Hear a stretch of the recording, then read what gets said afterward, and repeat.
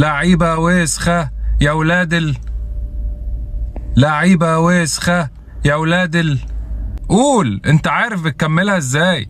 هو انت كده بالظبط. صباح الزفت على دماغ شوية النصابين مدعي صفة لاعبي كرة القدم.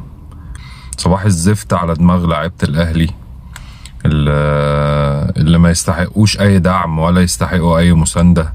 يعني انت شكلك ايه قدام نفسك وانت كبني ادم كده ما شاء الله عليك فشلت في التعليم وفشلت تبقى لعيب. يعني فشلت في اللعب وفشلت في التعليم. شكلك ايه قدام نفسك وقدام عيالك بجد والله. وانت بني ادم فاشل ويا ريتك حتى امين في الحتة دي. لا انت خلاص اكتفيت. بقيت الباشا بقى مليونير فخلاص مش عايز يتعب نفسه مش عايز يهين نفسه. لا يا حبيبي الكرة مش كده. الكرة تهين نفسك في الملعب وتبقى راجل. هي دي الكورة. حتى لو فنياتك قليلة بس تبقى راجل وعندك مجهود. احنا ياما شفنا لعيبة امكانياتها قليلة في الاهلي بس كانوا رجالة. ومن هنا انا احب اعتذر لاسلام محارب ومروان محسن وهشام محمد وميدو جابر والناس اللي احنا قلنا عليها افشل جيل في الاهلي. لا دول مش افشل جيل. الجيل اللي موجود دلوقتي انا ما شفتش افشل منه في حياتي. طبعا مفيش اي كلام يتقال وهنقعد نهري وننكد في نفسنا ونقول اي كلام ومفيش فنيات ومفيش اي حاجة ولا روح ولا اي حاجة بتتعمل في الملعب.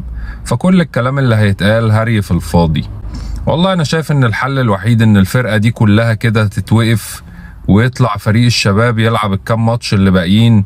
يمكن ربنا يكرمنا بكام لعيب منهم كده ويكملوا بقى نبني عليهم على الفترات اللي جاية مع كام لعيب من الفرقة المكسحة اللي موجودة دلوقتي اللي هم اصلا هتلاقيهم لا يتعدوا لاعبين 2 ولا 3 يكملوا مع فرقة جديدة والباقي كله ما لا ليه لازمة ووجوده ملوش اي 30 لازمة. يا راجل ده حتى مصطفى شوبير. ده انت مصطفى شوبير كنت مموت نفسك لما ما كنتش اساسي. دلوقتي لما ضمنت مكانك حتى انت اتنيلت. فخري لقاي بيشوط من بره المنطقه في ماتش سيراميكا تخش فيه الجون ومايلي امبارح يشوط من بره المنطقه برضه تخش فيه الجون. انت ايه يا ابني انت ايه؟ هو ده اللعيب المصري ضمن مكانه خلاص مش هتاخد منه اي حاجه. خلينا بقى نتكلم كلام ما يجيبناش ورا. الفرقه دي لو كملت لو قعدت تلعب للسنه الجايه مش هتعمل اي حاجه. وقف يا باشا الفرقه دي كلها بجهازها الفني بجهازها الاداري وطلع فريق الشباب يكمل الموسم حتى ما يبقاش شكلنا عير اكتر من كده. منكم لله والله.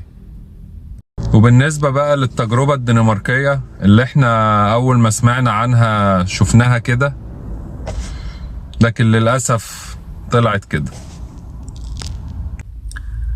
وطبعا زي ما قلت لك مفيش اي كلام هيعبر عن اي حاجه غير اللي الجماهير قالته امبارح. اسمع بقى اللي الجماهير قالته وهو ده اللي يعبر عن كل الاهلاويه.